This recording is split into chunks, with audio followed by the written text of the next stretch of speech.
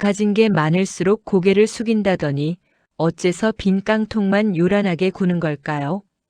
오늘 제가 들려드릴 이야기는 저의 오랜 지인이신 김정순 회장님의 실화입니다. 67의 나이에도 시장 옷만 입고 다니시고 동네 슈퍼에서 1,000원짜리 할인 과자를 사시는 분. 동네 사람들은 그녀를 그저 평범한 구멍가게 아줌마쯤으로 여겼습니다. 하지만 그 누구도 몰랐습니다. 그녀의 통장에 찍힌 숫자가 몇 자리인지, 그녀의 이름으로 등기된 건물이 몇 채인지. 이야기는 어느 가을날 화려한 호텔 연회장에서 시작됩니다. 일장 동창회라는 이름의 전쟁터. 어머, 정순이, 내가 이게 무슨 꼴이니? 그날따라 서울의 하늘은 유난히도 푸르렀습니다. 가을 햇살이 창문으로 쏟아지던 오후, 저는 30년 만에 열린다는 여고 동창회 초대장을 받았습니다. 갈까 말까? 사실 내키지 않았습니다. 화려한 자리, 치장한 사람들 사이에서 제 소박한 모습이 초라해 보일 것 같았으니까요. 하지만 옛 추억이 그리워 결국 발걸음을 옮겼습니다. 그날도 저는 평소처럼 낡은 패딩 점퍼에 편한 운동화를 신었습니다. 머리는 대충 묶고 화장기 없는 맨 얼굴로 연회장 문을 열었습니다. 와, 다들 변한 게 없네. 둘러보니 친구들은 모두 명품 옷에 반짝이는 보석을 걸치고 있었습니다. 염색한 머리, 화려한 메이크업, 손목에 명품 시계들. 마치 패션쇼장에 온 것 같았습니다. 그때 귀에 익은 목소리가 연회장을 가득 채웠습니다. 세상에, 정순이, 내가 어쩐 일이야? 미희였습니다. 학창 시절부터 항상 남들보다 한 발 앞서려 했던 그 친구. 온몸에 루이비통 로고를 두르고 손가락마다 반지를 끼고 목에는 진주 목걸이를 휘감은 채 다가왔습니다. 오랜만이다, 미희야. 저는 담담하게 인사했습니다. 하지만 미희의 눈빛이 묘하게 변하는 걸 느꼈습니다.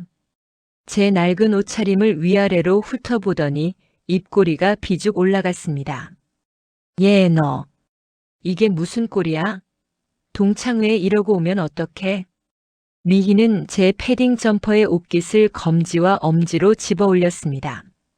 마치 더러운 걸레를 짚듯이. 꼭 시장 바닥에서 생선 장사하다 온 것 같잖아. 어머, 냄새도 나는 것 같은데? 다들 샤넬 향수 뿌리고 왔는데 너만 김치찌개 냄새 풍기면 어떡해? 주변에 모여든 친구들이 키득키득 웃기 시작했습니다. 얼굴이 화끈거렸지만 저는 입을 다물었습니다. 그나저나 남편 사업 망했다는 소문 들었어. 진짜였구나? 어쩐지 그렇게 초라하더라. 미희의 목소리는 점점 더 날카로워졌습니다. 회비는 낼 수 있는 거야? 아, 혹시 뷔페 남은 음식 싸가려고 온 건 아니지? 요즘 잘 사는 집들은 다 남은 음식 포장해 간다며? 우리 집은 안 그래. 뭐든 넘쳐나서 버리기 바쁘거든. 입이 싸한 게 마치 칼로 제 가슴을 도려내는 것 같았습니다. 하지만 저는 그저 물만 마시며 자리에 앉았습니다. 이장자식 자랑이라는 이름의 비수. 저녁 식사가 시작되고 친구들은 저마다 자랑거리를 꺼내기 시작했습니다. 우리 딸은 서울대 의대 나와서 지금 강남에서 피부과 차렸어. 우리 아들은 삼성 임원이야. 벌써 부장까지 올라갔다니까. 그때 미희가 자리에서 벌떡 일어났습니다. 다들 조용. 내가 얘기 좀 할게. 미희는 가방에서 명함을 꺼내 테이블 위에 펼쳤습니다. 우리 큰아들 이번에 대형 로펌 파트너 변호사 됐어. 너희들 법률 문제 있으면 말해. 특별히 할인해 줄게. 근데 웬만하면 억 단위야. 우리 아들 변호사비. 친구들이 와하며 감탄했습니다. 미희의 콧대가 하늘을 찌를 듯 했습니다. 그리고 우리 딸은 의사한테 시집 갔어. 성형외과 전문의. 강남에 빌딩도 있고. 우리 사위가 얼마나 잘하는지 몰라. 작년에만 수십억 벌었다니까? 미희는 계속해서 떠들어댔습니다. 자식 자랑, 돈 자랑, 남편 자랑. 끝이 없었습니다. 그러다 갑자기 저를 쳐다봤습니다. 정순아, 너희 애들은 뭐해? 아직도 취직 자리 알아보러 다녀? 순간 숨이 멎는 것 같았습니다. 제 아이들 이야기는 하고 싶지 않았습니다. 아이들을 이런 자리에 끌어들이고 싶지 않았으니까요. 그냥 열심히 살고 있어. 제가 짧게 대답하자 미희가 크게 웃었습니다. 뭐야, 백수구나? 어쩐지. 너처럼 엄마가 무능하면 자식도 그렇지 뭐. 애들 뒷바라지도 제대로 못 해줬으니 당연한 거 아니야? 아이고, 불쌍해라. 그 순간 제 손이 떨렸습니다. 분노가 치밀어 올랐지만 꾹 참았습니다. 똥이 무서워서 피하나 더러워서 피하는 거지. 저는 그날 밥 한 숟가락 제대로 못 먹고 조용히 자리를 떴습니다. 뒤에서 미희의 웃음소리가 들렸습니다. 봐봐, 쪽팔려서 도망가네. 진짜 한심해. 연회장을 나오는 제 눈가에는 뜨거운 것이 맺혔습니다. 분했습니다. 억울했습니다. 하지만 동시에 이런 생각도 들었습니다. 미희야, 너는 아직도 겉모습만 보는구나. 인생의 진짜 가치를 모르는구나. 3장 한 달 후 예상치 못한 전화. 시간은 빠르게 흘러 한 달이 지났습니다. 동창회의 기억은 어느덧 희미해졌고 저는 다시 평범한 일상으로 돌아갔습니다. 아침에 일어나 동네 시장에서 장을 보고 집 근처 산책로를 걷고 저녁에는 남편과 함께 뉴스를 보는 소박한 하루들. 그런데 어느 월요일 오전 휴대폰이 울렸습니다. 회장님, 죄송합니다만 급한 일이 생겼습니다. 강남에 있는 제 소유 상가 건물의 김 관리소장이었습니다. 목소리가 다급했습니다. 무슨 일인데요? 1층 명품 편집숍 세입자가 월세를 넉 달째 안 내고 있습니다. 계속 독촉했는데도 못 낸다는 둥, 나중에 낸다는 둥. 이제는 아예 연락도 안 받고 가게 문만 열어놓고 있습니다. 그래요? 누구신데요? 성함이 박미희라고 합니다. 그 이름을 듣는 순간 저는 멈췄습니다. 박미희요? 네, 회장님. 아시는 분이십니까? 저는 잠시 생각에 잠겼습니다. 설마 그 미희일까? 동창회에서 저를 그렇게 무시하던 그 친구가. 소장님, 제가 오늘 오후에 직접 가보겠습니다. 아, 회장님께서 직접 오시면 제가 준비해 놓겠습니다. 전화를 끊고 나서도 한동안 멍하니 앉아 있었습니다. 인생이 참 묘하다는 생각이 들었습니다. 사장 건물 관리 사무실의 고래고래 소리. 오후 3시 저는 평소처럼 편한 복장으로 강남의 제 건물로 향했습니다. 낡은 청바지에 평범한 재킷, 그리고 10년 넘게 신은 운동화. 건물 1층 로비는 한산했습니다. 저는 엘리베이터를 타고 지하 1층 관리 사무실로 내려갔습니다. 복도를 걷는데 익숙한 목소리가 들렸습니다. 내가 누군지 알아. 우리 아들이 변호사라고. 대형 로펌 파트너야. 감히 누구한테 월세 내라 말아야. 미희의 목소리였습니다. 목청을 높여 고래고래 소리를 지르고 있었습니다. 저는 관리 사무실 문 앞에 멈춰 섰습니다. 문틈으로 안을 살짝 들여다봤습니다. 미희는 여전히 화려한 옷차림이었습니다. 하지만 자세히 보니 명품 가방은 모서리가 해지고 구두는 굽이 달아 있었습니다. 얼굴에는 피곤함이 역력했습니다. 건물주 나오라고 해. 내가 직접 단판을 지을 테니까. 나도 아는 사람 많아. 내 아들 로펌에서 소송 걸면 이 건물 문 닫을 수도 있어.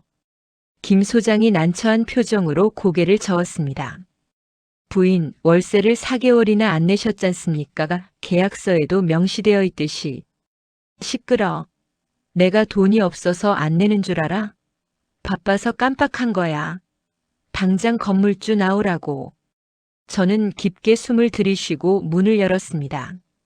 오장 회장님 오셨습니까? 문이 열리자 모두의 시선이 저에게 쏠렸습니다. 김 소장이 저를 보더니 벌떡 일어나 90도로 허리를 숙였습니다. 아이고 회장님, 오셨습니까? 순간 사무실에 정적이 흘렀습니다. 미희는 소장이 인사하는 방향을 멍하니 바라보다가 천천히 고개를 돌렸습니다. 그리고 저와 눈이 딱 마주쳤습니다. 미희의 눈이 점점 커졌습니다. 입이 벌어졌습니다. 정순아? 저는 천천히 미희 앞으로 걸어갔습니다. 그리고 낡은 안경을 벗으며 차분하게 말했습니다. 오랜만이야, 미희야. 월세가 많이 밀렸다며? 미희는 사색이 되어 입만 뻐끔거렸습니다. 네. 내가 여기 건물주라고? 응. 이 건물 내 거야. 15년 전에 샀지. 저는 소파에 앉으며 서류를 펼쳤습니다. 미희의 가게 계약서, 밀린 월세 내역, 경고장 기록들. 월세가 한 달에 800만 원이네. 4개월이면 3,200만 원. 보증금 5천만 원에서 제하면 아직 1,800만 원 남지. 미희는 의자에 주저앉았습니다. 정순아. 아니 이게 무슨. 그때 사무실 TV에서 뉴스가 흘러나왔습니다. 다음 소식입니다. 한국인 최초로 미국 존스홉킨스 의대 최연소 종신 교수로 임용된 김민준 박사가 화제입니다. TV 화면에 제 둘째 아들의 얼굴이 나왔습니다. 단정한 정장 차림에 의젓한 미소를 띤 아들. 김민준 박사는 암 연구 분야에서 혁신적인 업적을 남겨 만 35세의 나이에 종신 교수가 됐습니다. 김 박사의 어머니는 국내 부동산 재벌로 알려진 김정순 회장입니다. 미희가 TV 화면을 멍하니 바라봤습니다. 또한 김정순 회장의 장남 김민석 씨는 실리콘밸리에서 AI 스타트업을 창업해 최근 나스닥에 상장했으면 기업 가치가 1조 원을 돌파했습니다. 화면이 바뀌고 이번에는 큰아들의 모습이 나왔습니다.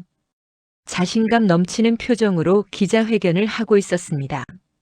미희는 TV와 저를 번갈아 보더니 다리에 힘이 풀렸는지 바닥에 주저앉았습니다. 세상에. 내가 그런 부자였어? 육장 쏟아지는 진실. 저는 차분하게 말을 이어갔습니다. 미희야, 동창회에서 내가 물어봤잖아. 내 아이들이 뭐 하냐고. 백수냐고. 미희는 고개를 들지 못했습니다. 난 그냥 아이들이 겸손하게 살길 바랐어. 자랑할 필요 없다고 가르쳤지. 돈이나 명예로 사람을 평가하지 말라고 했고. 김 소장이 조용히 서류를 더 꺼냈습니다. 회장님, 이분이 하시는 명품 편집숍 조사해 봤는데요. 재고가 거의 다 짝퉁이라고 합니다. 정품은 얼마 안 되고요. 미희가 고개를 더 숙였습니다. 그리고 자랑하시던 변호사 아드님, 작년에 로펌에서 해고당하셨다던데요. 횡령 혐의로. 그건.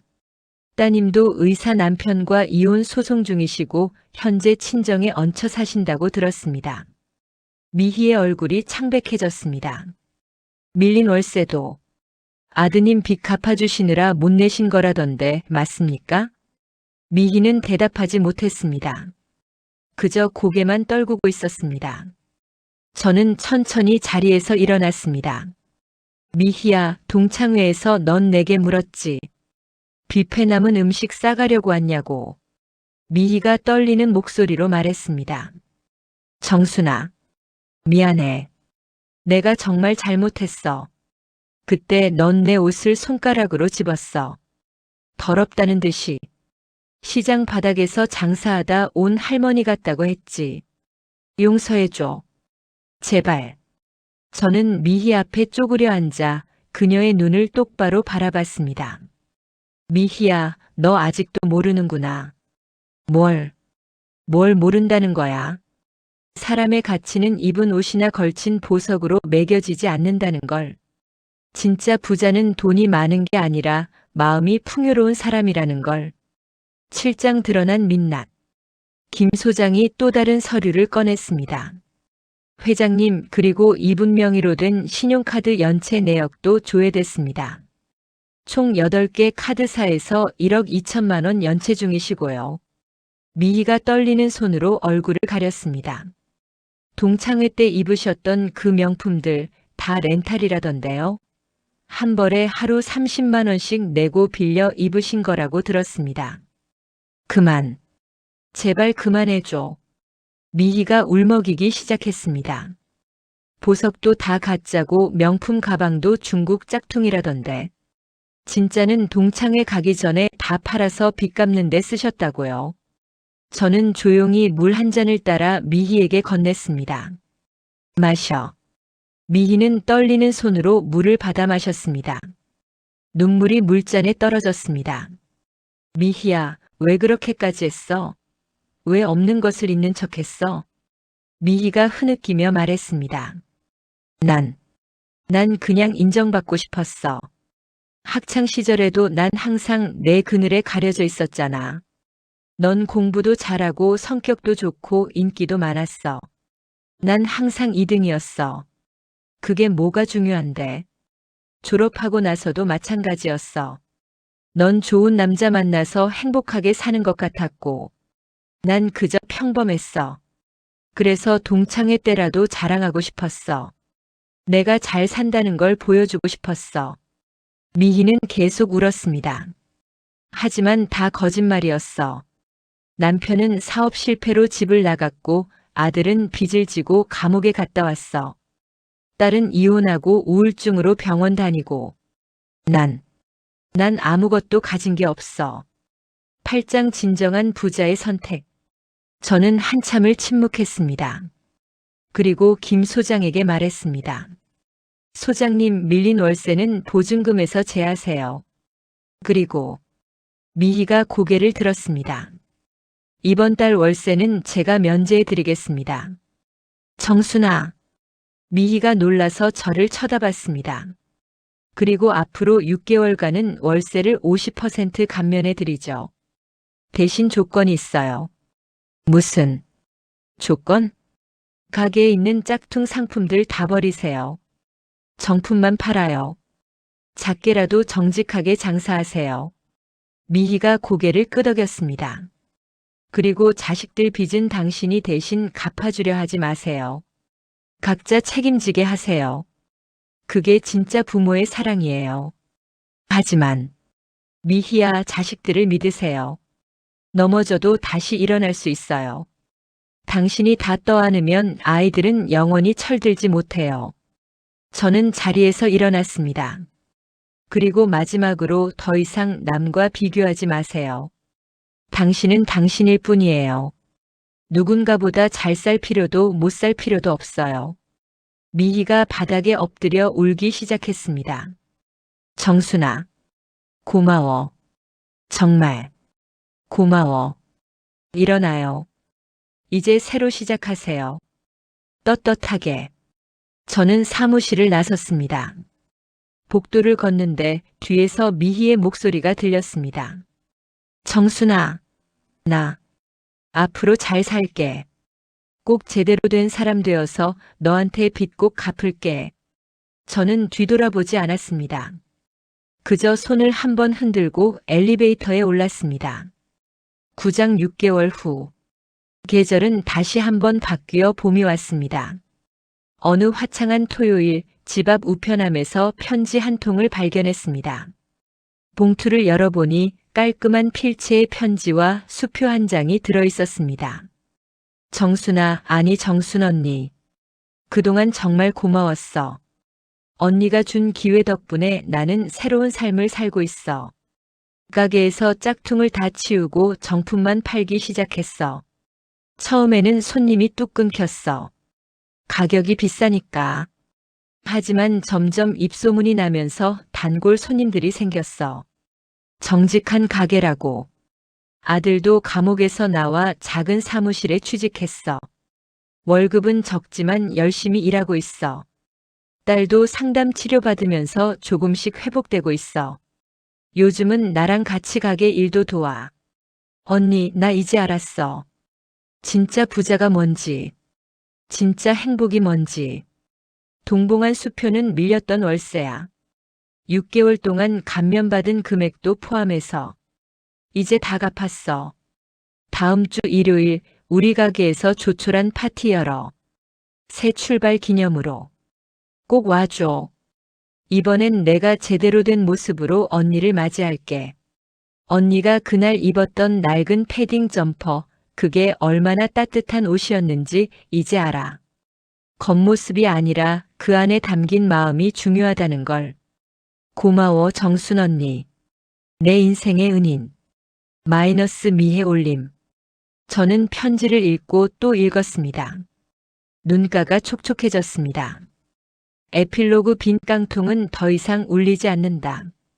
일요일 오후 저는 미희의 가게로 향했습니다. 이번에도 평소처럼 편한 옷차림이었습니다. 가게 앞에 도착하니 깔끔하게 정돈된 쇼윈도가 보였습니다. 예전처럼 화려하지는 않았지만 정직한 느낌이 들었습니다. 문을 열고 들어서자 미희가 환한 미소로 저를 맞았습니다. 그녀도 이번에는 수수한 원피스를 입고 있었습니다. 명품 로고는 하나도 없었지만 얼굴은 그 어느 때보다 밝아 보였습니다. 언니 왔어? 응, 왔어. 우리는 서로를 바라보며 미소 지었습니다. 더 이상 어떤 설명도 필요 없었습니다. 가게 한쪽에는 작은 테이블이 차려져 있었고 미희의 딸이 직접 만든 케이크가 놓여 있었습니다. 소박하지만 정성스러운 파티였습니다. 언니, 이거 받아. 미희가 작은 상자를 건넸습니다. 열어보니 손으로 직접 짠 듯한 작은 스카프가 들어 있었습니다. 명품은 아니야. 내가 직접 만든 거야. 겨울에 목에 둘러. 따뜻할 거야. 저는 그 스카프를 받아들고 한참을 말없이 바라봤습니다. 고마워, 미희야. 아니야, 내가 더 고마워. 우리는 케이크를 자르며 이야기를 나눴습니다. 과거의 상처는 천천히 아물어가고 있었습니다. 집으로 돌아오는 길 저는 목에 그 스카프를 둘렀습니다. 4월의 햇살은 따스했지만 스카프는 그보다 더 따뜻했습니다. 문득 오래전 어머니가 하셨던 말씀이 떠올랐습니다. 정순아, 진짜 부자는 돈 많은 사람이 아니란다. 남을 용서할 줄 알고 베풀 줄 알고 겸손할 줄 아는 사람이 진짜 부자란다. 그런 사람은 마음이 가난해질 일이 없거든. 저는 하늘을 올려다봤습니다. 구름 한 점 없는 맑은 하늘이었습니다. 그날 이후로 저는 가끔 미희의 가게를 찾았습니다. 그녀는 더 이상 빈 깡통처럼 요란하게 울리지 않았습니다. 대신 묵묵히 자기 자리를 지키며 정직하게 살아가는 사람이 되어 있었습니다. 어쩌면 그게 진짜 인생의 역전이 아닐까요? 화려한 복수도 통쾌한 한방도 아닌 그저 서로가 서로를 이해하고 성장하는 것. 그것이 진정한 부자의 품격이고 진정한 승리가 아닐까요?